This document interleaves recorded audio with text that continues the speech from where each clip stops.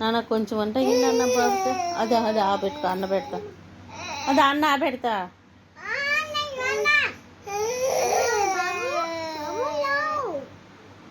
అదా అదా అదంతా కావాలి అబ్బికి.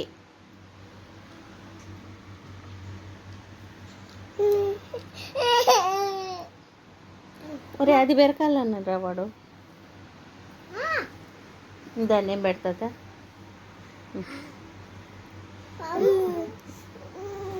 వాడికి వద్దులేరా, నువ్వు తినరా.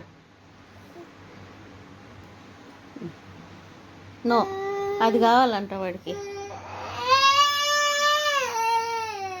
మరి నీ కప్ ఎందుకో